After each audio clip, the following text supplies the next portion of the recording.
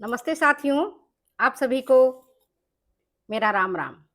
आज मैं आपको BMI index, body mass index पर क्वेश्चंस पूछ रही हूँ, जो कि आपके सिलेबस में लैब असिस्टेंट के लिए नितांत आवश्यक है।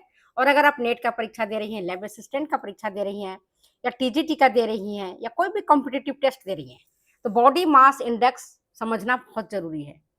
बॉडी मास इंडेक्स मतलब उसके वजन और ऊंचाई के अनुपात को दर्शाता है, जिससे पता चलता है कि व्यक्ति का स्वास्थ्य सामान्य है, मोटापा से ग्रसित है। मोटापा भी है तो किस क्लास का मोटापा है, क्लास 2 का है या क्लास 3 का है। इससे संबंधित मैं आपको प्रश्न पूछ रही हूँ। बॉडी मास इंडेक्स में फैट, बॉडी में कितना फैट है इसका ज्यादा पता नहीं चल पाता है, लेकिन उसकी ओबेसिटी का पता चल पाता है, अंडरवेट का पता चलता है, ओवरवेट का पता चलता है। तो बहुत ही इंपॉर्टेंट है आपके लिए। तो आज मैं आपको बॉडी मास इंडेक्स से संबंधित प्रश्नों को पूछ रही हूँ। तो बिना समय गंवाए हुए दोस्तों, हम पहुंचते हैं बॉडी मास इंडेक्स से संबंधित प्रश्नों को पूछने के लिए। पहला प्रश्न है बीएमआई के, जिसको हम शॉर्ट में बोलेंगे बीएमआई। बार बार बॉडी मास इंडेक्स नहीं बोलेंगे, शॉर्ट में बोलेंगे, संक्षेप में बोलेंगे बीएमआई। तो बीएमआई के सामान्य वर्गीकरण में कौन सा श्रेणी सबसे सामान्य मानी जाती है? पहला है प्रश्न, और इसका ऑप्शन फिर बताऊंगी मैं। बीएमआई के सामान्य वर्गीकरण में कौन सा श्रेणी सबसे सामान्य मानी जाती है? पहला मोटापा, दूसरा सामान्य वजन, तीसरा अधिक वजन, चौथा अल्प वजन। अंग्रेजी में बता देती हूँ, ओबेसिटी, दूसरा नॉर्मल वेट, तीसरा ओवरवेट और चौथा अंडरवेट। करेक्ट आंसर क्या है? करेक्ट आंसर है सामान्य वजन। बीएमआई के अनुसार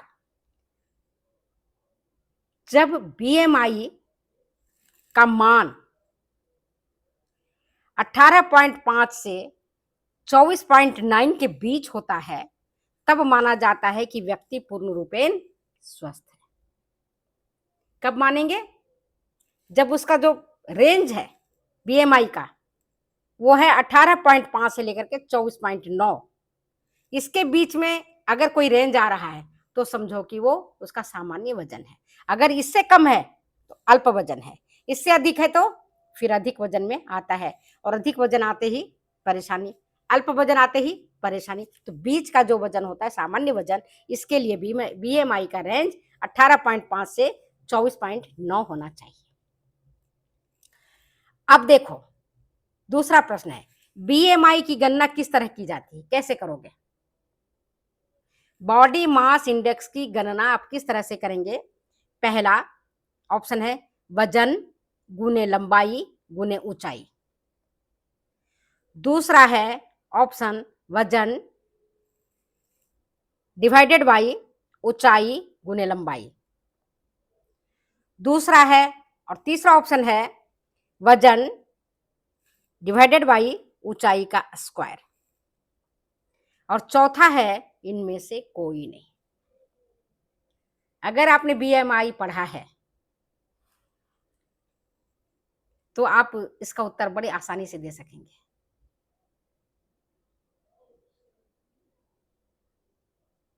बीएमआई की गणना करने के लिए पहले व्यक्ति की वेट को हम नापते हैं, उसके बाद व्यक्ति की लंबाई कितना, मतलब कितना ऊंचा है, उसको मापते हैं। फिर वजन को उसकी ऊंचाई के वर्ग से विभाजित करते हैं, डिवाइड करते हैं, और इसके पश्चात जो प्रतिफल प्राप्त होता है, जो रिजल्ट आता है, उसके आधार पर उसका स्वास्थ्य का निर्धारण किया जाता है। मतलब कैसे? पहले व्यक्ति का, जैसे मैं हूं, ठीक है, और मैं अपना वजन देखती हूं कि मेरा वजन कितना है, 55 किलोग्राम है, ठीक है। अब 55 किलोग्राम मेरा वजन है और ऊंचाई मेरी कितनी है, मेरी लंबाई 5 फीट है। तो 5 फीट है, उसको सेंटीमीटर में बदल दो, 5 फीट का सेंटीमीटर, उस सेंटीमीटर को स्क्वायर कर लो। तो वजन को डिवाइड करोगे जब ऊंचाई स्क्वायर से, तब हमें मिल जाएगा क्या?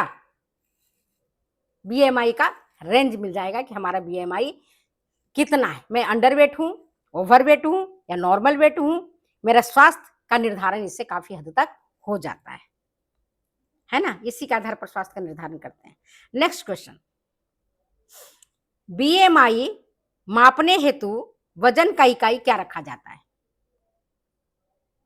बीएमआई मापने हेतु वजन की इकाई क्या रखते हैं, बताओ। सही उत्तर क्या है? आपको मालूम होगा वजन को हम किस में नापते हैं? किलोग्राम में, ग्राम में, पाउंड में या क्विंटल में? तो पाउंड क्विंटल तो दोनों गलत ही होगा। अब बचा किलोग्राम और ग्राम। सही उत्तर क्या है? सही उत्तर है वजन को हम किलोग्राम में मापते हैं। ठीक है, इकाई वजन को मापने का अंतरराष्ट्रीय इकाई जब हमने पढ़ाया था, है ना, तो बताया था कि वजन को हम किलोग्राम में मापते, इंटरनेशनल यूनिट। नेक्स्ट, एक वयस्क महिला के बीएमआई का रेंज कितना होना चाहिए? एक वयस्क महिला के बीएमआई का रेंज क्या होना चाहिए? ऑप्शन आपके पास है, पहला 18.5 से 24.9, दूसरा 22.5 से 26.5, तीसरा 26.5 से 35.5 और चौथा ऑप्शन है 12.6 से 16.6। सही उत्तर बताइए।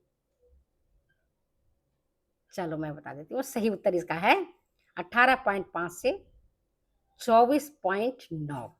ये बीएमआई का रेंज है ना। बीएमआई का रेंज क्या है? 18.5 से 24.9। जैसा मैंने कहा, इससे कम अंडरवेट, इससे अधिक होते ही ओवरवेट। अंडरवेट मतलब स्वास्थ्य संबंधी समस्या उत्पन्न कर सकता है, कुपोषण का द्योतक होता है। इसके लिए आप व्यक्ति को न्यूट्रिशियस डाइट दे सकते हैं। ओवरवेट अगर है तो कंट्रोल कर सकते हैं, है ना। तो बीएमआई के लिए जो नॉर्मल रेंज होना चाहिए, जो मान होना चाहिए, 18.5 से लेकर के 24.9 तक। नेक्स्ट क्वेश्चन, बीएमआई की जांच के लिए सबसे उपयुक्त समय क्या है? किस समय आप नापोगे तो बीएमआई का रेंज बिल्कुल करेक्ट आएगा? ऑप्शन आपके पास है, दोपहर, दूसरा है सुबह खाली पेट, तीसरा है शाम 5 बजे और चौथा है रात सोने से पहले। करेक्ट उत्तर क्या है? करेक्ट आंसर है मॉर्निंग खाली पेट। जब आप बीएमआई नापते हैं तो सुबह अगर खाली पेट रहता है तो सही, काफी हद तक सही और सटीक उत्तर मिलता है, सही चीज हमें प्राप्त होती है ना। क्योंकि इस समय व्यक्ति का शरीर पूर्णतः विश्राम की अवस्था में होता है, सो के उठते हैं, खाली पेट रहता है, कुछ खाए पिए नहीं रहते, तो वजन बढ़ने घटने वाली सवाल ही नहीं है। इस समय जो आप बीएमआई का रेंज देखते हैं वो ज्यादा बेटर होता है। नेक्स्ट क्वेश्चन आपके पास है, बीएमआई से क्या मापते हैं? बीएमआई से हम क्या मापते हैं?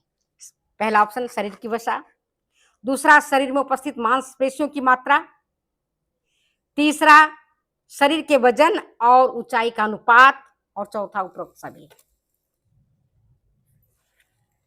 सही उत्तर अब मैंने पढ़ा दिया है, कई क्वेश्चन पूछ लिए हैं, इसका आंसर मैं नहीं बताऊंगी। बीएमआई से हम क्या मापते हैं? शरीर का वसा मापते हैं कि हमारी बॉडी में, हमारी मांसपेशियों में कितना फैट है, पेट में कितना फैट है, गाल में कितना फैट है, ये मापते हैं। या हम शरीर में उपस्थित मांसपेशियां की कितनी हमारी, कितनी इसकी मात्रा है, इसको मापते हैं, या शरीर के वजन और ऊंचाई का अनुपात मापते हैं, या फिर हम उपरोक्त सभी। इसका उत्तर मैं आपसे चाहूंगी, बच्चियां हमारे इसका उत्तर देंगी, है ना। मैं उसका उत्तर नहीं दूंगी, मैंने पढ़ा लिया, ऊपर ही पढ़ाया है, नीचे ही पढ़ाया। अगर आपने मेरी वीडियो का भी अभी भी आपने अगर ध्यान से पढ़ा है, ध्यान से सुना है, तो इसका उत्तर आप जरूर दे देंगे। नेक्स्ट क्वेश्चन, बीएमआई का कम मान किस तरह के स्वास्थ्य समस्याओं को संकेत देता है? अगर बीएमआई का मान कम आता है तो किस तरह के स्वास्थ्य समस्याओं का संकेत देता है।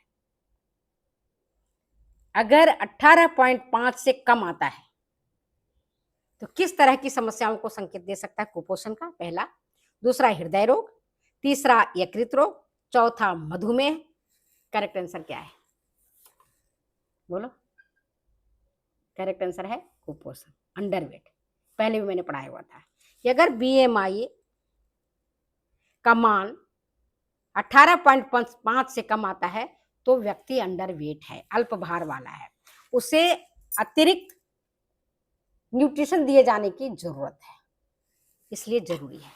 नेक्स्ट क्वेश्चन, मोटापा के लिए बीएमआई का मान कितना होता है तब हम कहेंगे कि मोटापा है? मोटापा के लिए बीएमआई का मान कितना होना चाहिए? कब कहेंगे कि व्यक्ति मोटा है? जब बीएमआई का रेंज 20 से लेकर के 25 हो, पहला ऑप्शन।